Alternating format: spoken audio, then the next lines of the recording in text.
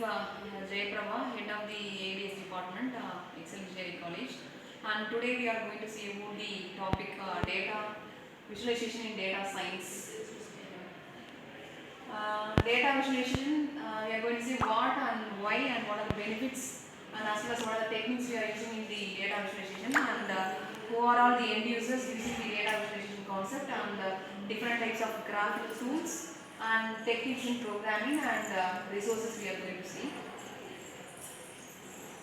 And this is a visualization part, and we have different visualization, that is map, and as well as and chart, different types of charts, and it covers different type of graphs. These are all different types of graphs that represents the data visualization. And data visualization in practice, it is used to translate the information into visual context. It may be a map or it may be a graph, which makes easier for a human brain to understand, and as well as it can push into the sites from. And main goal of this data visualization is it is very easy to identify the patterns and trends and outliers in the large data sets. And often we are using this interchangeably for information graphics, and it provides more information visualization and as well as statistical graphics. And it is one of the step of data science process, and which has been used for collecting, processing, and as well as modeling the data, which is used for a data representation. In turn, we can make a conclusion from the data in the data set. And it is also an element of the border data presentation architecture that we are calling as an DTA discipline, which can be used to identify, locate, and manipulate format, and which is used for delivering the data in efficient way. And again, it is more important for each and every carrier, and it can be used by different sets of people. If it is used by a teacher, it can be used for testing the results, and if it is used by the scientist, they can be used for identifying or exploring the advancement in artificial intelligence.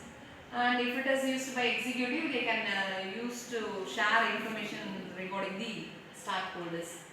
And it plays major role in the big data projects also, and it can be used in major business for massive collection of data, and which is used for identifying the big trend which is needed to get overview of the data quickly and easily.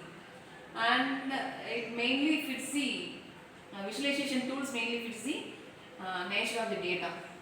And again, it can be used for observe information quickly, and we can make faster decision, and it is used for increasing the understanding purpose and each and every steps, and it provides the audience interest on how they can easily identify, and they can understand and how can represent the data.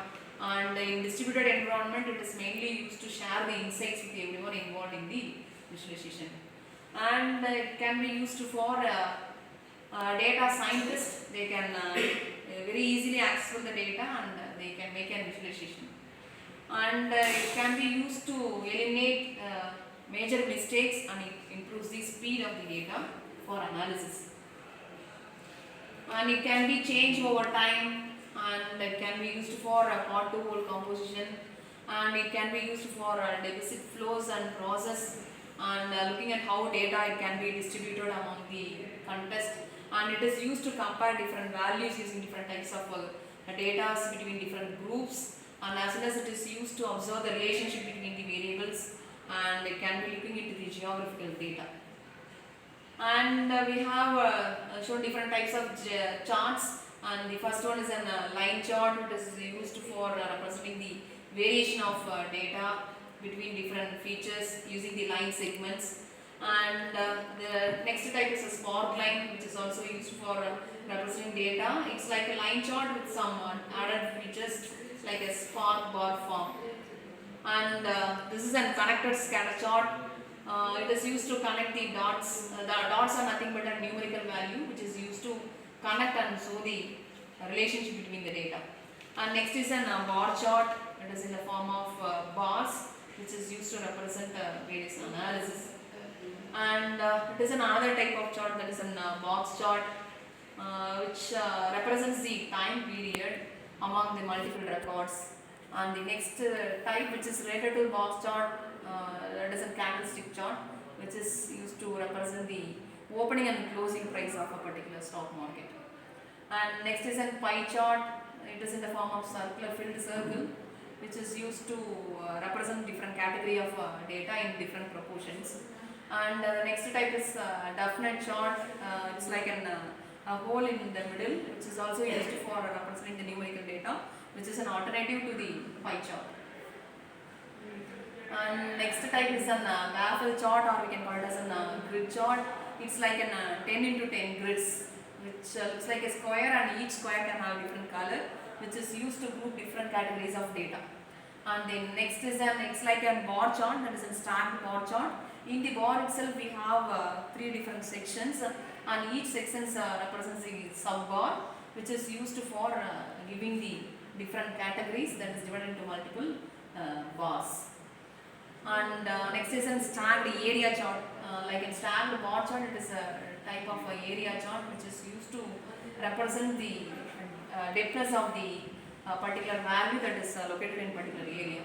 And then next is a stream graph. It is a modified version of the first one, and it highlights the relative changes instead of exact values.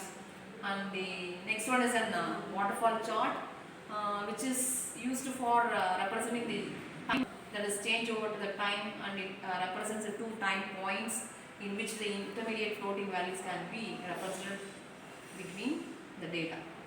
And mosaic plot, or you can call it as a Mori-Beko chart. It is a type of stacked bar